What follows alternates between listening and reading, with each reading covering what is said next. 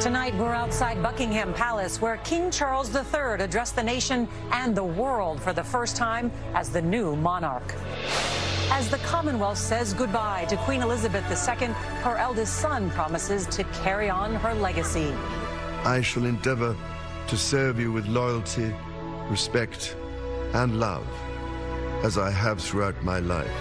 CBS's Charlie D'Agata reports on the new royal titles for William and Kate and for the children of Harry and Meghan. A country in mourning. The new details tonight about the 10 days of ceremony. CBS's Elizabeth Palmer is in Scotland, where the public will get its first chance to say goodbye. The world's biggest names pay their respects. CBS's Nikki Batiste has the tributes from stars of screen and stage. And she led the country through some of our greatest and darkest moments with grace, decency, and a genuine caring warmth. And a role model for women and girls. We meet mothers and daughters from all over Britain paying tribute to the Queen. So what's the message for all the girls in your family? That anything's possible, isn't it?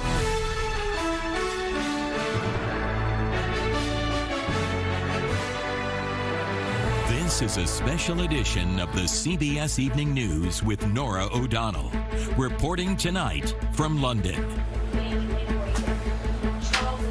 Good evening, and thank you for joining us from outside Buckingham Palace, where not even the rain or increasingly chilly temperatures could keep people from paying their respects to the Queen. And today, the Commonwealth heard from its new sovereign. King Charles III addressed a grieving nation and the world for the first time as king, promising to carry on his mother's lifelong service to the British people. King Charles and Camilla, the new Queen consort, arrived at Buckingham Palace, greeted by thousands of people. And at military sites across the United Kingdom, cannon fire rang out in a 96-gun salute, one round for each year of the Queen's life. We have a team of reporters covering the death of Queen Elizabeth and the historic royal succession of King Charles.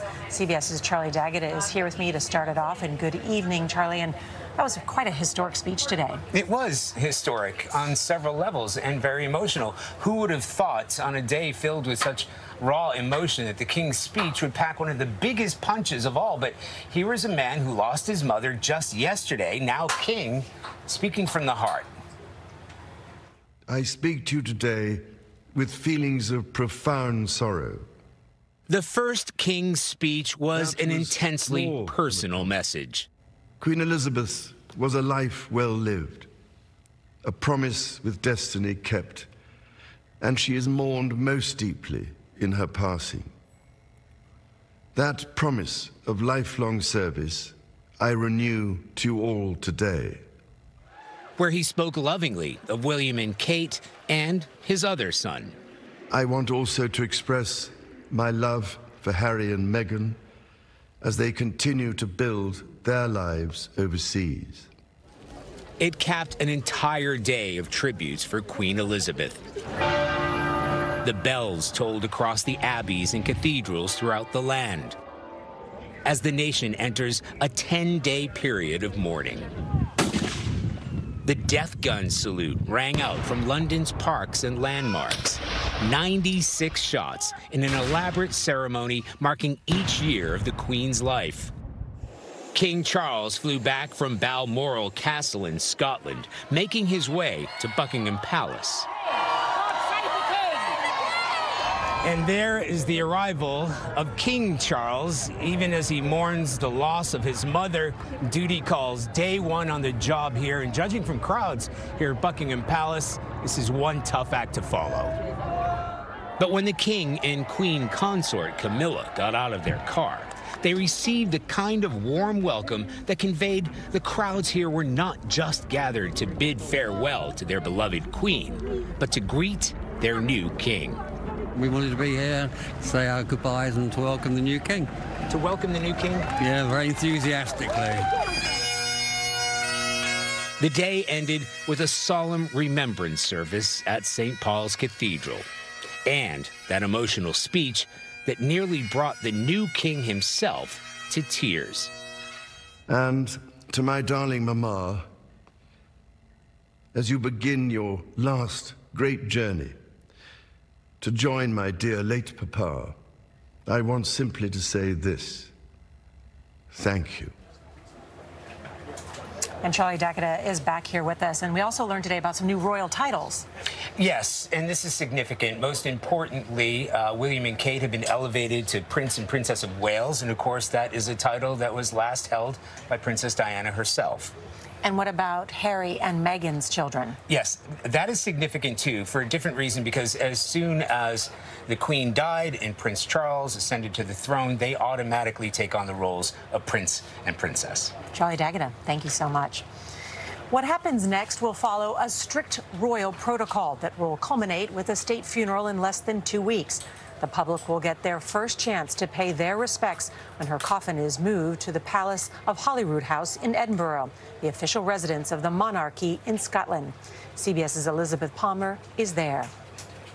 Photographs show a happy and relaxed Queen Elizabeth with the late Prince Philip at Balmoral, her beloved Scottish estate. It's where just this week she received Britain's new Prime Minister Liz Truss, and where only 2 days later she died. Elizabeth's reign began with the splendid pageantry of her coronation, and it will end with funereal pageantry planned by the monarch herself. It's expected that the Queen's body will arrive in the next day or two at Holyrood House in Edinburgh, where all day people have been leaving flowers and farewells. After a service in the city's Gothic St. Giles's Cathedral, her coffin will go on to London, and there she will lie in state so tens of thousands of people can pay their respects. We are seeing the end of an Elizabethan age. We are seeing the passing on of a baton to a new monarch. And in the United Kingdom, ritual and ceremony and tradition is always the most spectacular way of marking that. The last state funeral in the UK was in 1965 for the great wartime Prime Minister Winston Churchill. 57 years on, Queen Elizabeth's will take place in the magnificence of Westminster Abbey, and she'll finally be laid to rest at Windsor Castle next to her husband, who died last year.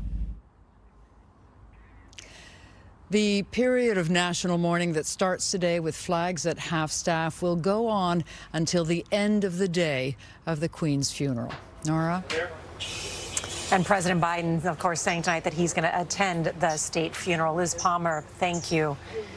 King Charles was born right here inside Buckingham Palace. When he was 3 years old, he became the heir apparent to the throne and would go on to become one of the hardest working and most visible royals. CBS's Mark Phillips has more now on the new king and the challenges he faces. Your Majesty, Mummy. The then Prince Charles at the celebration of the 70th anniversary of his mother's reign. Charles may have been a king in training for more than 7 decades, but he still divides opinion on what sort of king he will be. I think he'd be a very good king. The monarchy is going to be a very hard act to follow. Charles comes to the throne laden with baggage, personal and historic. Personally, he's an eccentric character with aristocratic habits and well-known opinions. On modern architecture, for example, he hates it. He's not a fan of modern industrial farming methods either. Our current approach will lead to a dead end. The Queen, from another generation and another time, mastered the art of royal enigma. The Queen never gave an interview. The Queen never expressed an opinion. He comes with all sorts of baggage. The country knows the Prince of Wales has opinions. He's had them for as long as most of us can remember. For Robert Hartman, whose latest book is Queen of Our Times, Charles's opinions have been baked into his persona and are largely vindicated. I mean, we look back now on his early pronouncements about the environment, about education, that at the time people said, well, hang on, this is quite risky stuff. Now it's mainstream orthodoxies. Whatever his opinions, Charles also comes to the throne with history. The history of his ugly breakup with Diana and the tragedy which followed. Time has passed, and his marriage to Camilla and her role as his queen consort are now largely accepted. But while the stigma of the Diana story may have faded, it can never be completely erased, especially given the popularity of her son. Robert Lacey is a royal historian. Much of the world would much rather have King William V than King Charles III. But the die of history has been cast. King Charles does have one thing going for him. The country has a pretty good idea what it's getting. Mark Phillips, CBS News, London. And we spoke with someone who knows King Charles well. Julian Payne worked with then Prince Charles for a decade, and he's now a CBS News royal contributor. And we asked him about the years of preparation for this very moment. King Charles III knew that it was going to be a very long time before he was going to be on the throne, by all accounts. As a result, he knew he could spend his time hunting, shooting, fishing, doing very little if he wanted to. But actually, he decided that the value he could have in those, what turned out to be 50 years, was in actually campaigning for the things he was passionate about. And so he did. I absolutely am certain that he will take the spirit of that into the monarchy now as king. How do you think Prince William and Kate's role will change? Well, first of all, let's just note that they have now taken on the role of Prince and Princess of Wales. That is quite a powerful moniker to carry. What I think you'll see is they will naturally follow into that role as people that are putting philanthropy at the heart of their work. But I think what you can expect is for that work really to kick up a notch. And also, don't forget that the Prince of Wales now, as he is, he also has the Duchy of Cornwall to look after. This is the estate which brings in the revenue that pays for the Prince of Wales and his family. So that's a huge job as well. Do you think there's anything that King Charles will do to modernize the monarchy, or will we have to wait for Prince William for that? He's always been a modernizer. He put a recycling bin in Buckingham Palace in the early 1980s and got everybody recycling their bottles.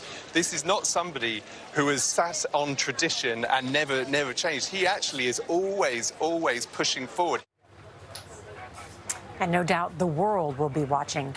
The crowds have been gathering here to pay respects to their beloved queen. We'll take you next to Windsor Castle in 60 seconds.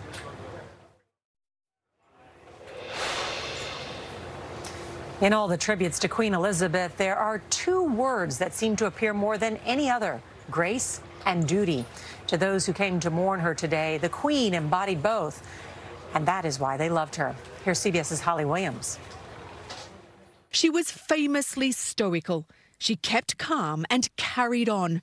She exemplified for many British people what's best about their nation. And today, outside Buckingham Palace, they paid tribute to her. She was a queen for the people, although she was the queen and way above all of us ordinary people. She was human, and she's shown that time after time. She was born into immense privilege, one of the wealthiest women in the world. But many here say they felt a personal connection with her. All of us human beings, we can look up to her. She held herself very well with dignity. The Queen also shared the eccentric British sense of humour. At her Platinum Jubilee in June, celebrating 70 years on the throne, the Queen stole the show. Tea? Oh, yes, please. Appearing in this witty sketch with Paddington Bear. Happy Jubilee, ma'am. And thank you for everything. That's very kind. And when she buried her husband, Prince Philip, last year, her people shared in her quiet grief. What are those British qualities that she embodied? I think discretion, temperance, a tendency to hold it together. And I think that that's a part of this culture here. In his address to the nation tonight, King Charles vowed to emulate his late mother, saying he would serve his people with, quote, loyalty, respect and love. Norah. Holly Williams live outside Windsor Castle. Thank you. Coming up next, some of the biggest stars of pop culture remember the beloved Queen.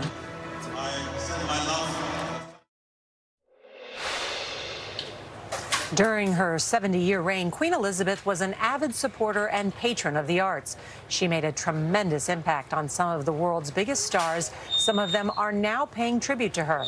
Here's CBS's Nikki Batiste.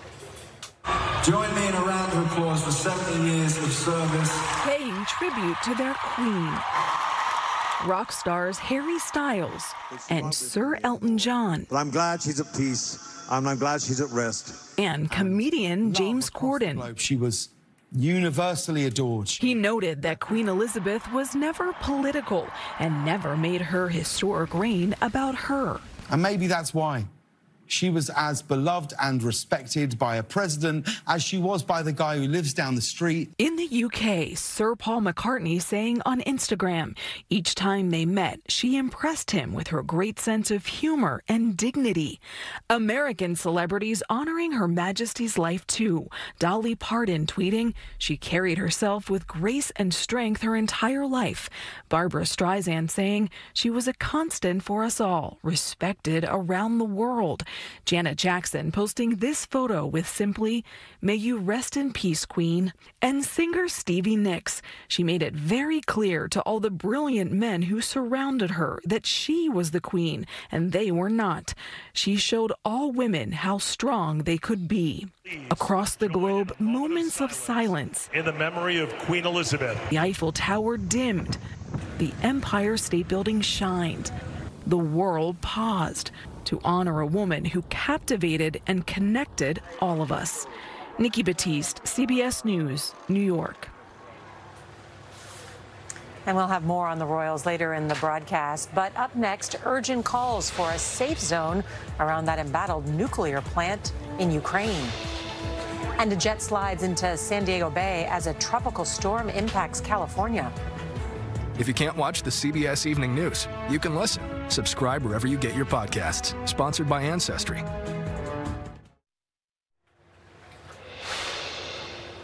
Now to some of the day's other headlines. The world's top nuclear inspector says a safety zone needs to be established immediately around Europe's largest nuclear plant in Ukraine. Shelling has knocked out power in a nearby city that fed the plant. The last reactor may have to be shut down, making the plant totally reliant on emergency diesel generators to prevent a nuclear accident. The governor of New York declared a disaster emergency today, ordering an expansion of the state's polio vaccination efforts after scientists detected the virus in wastewater on Long Island. The virus also turned up in wastewater systems in New York City and several nearby counties. Well, after a week of scorching temperatures and wildfires, California is feeling the impacts of Tropical Storm K. It's bringing floods, mudslides, high winds and lightning to Southern California and western Arizona. Some areas are bracing for more than a half foot of rain. The weather is suspected of causing a small jet to go off the runway and into San Diego Bay this afternoon. It happened when the plane was attempting to land. There are no reports of serious injuries. And we'll be right back as women and young girls pay tribute and give thanks to the Queen. We end tonight back here at Buckingham Palace, where mourners came from far and wide to pay their respects to the Commonwealth's steady leader. As we walked through the crowds, we couldn't help but notice mothers and daughters coming here to honor the only monarch many of them have ever known. And we'll remember this for the rest of our lives. What did it mean to have a woman reign for so long? It's a great inspiration for me, for my child to grow up sort of girl power. A moment to cherish, saying goodbye to a role model. What are the words you would use to describe the Queen? What she meant to you? Kind, caring, and a nice lady. These women brought their daughters. Let me see your drawing. That's you and the Queen. That's beautiful.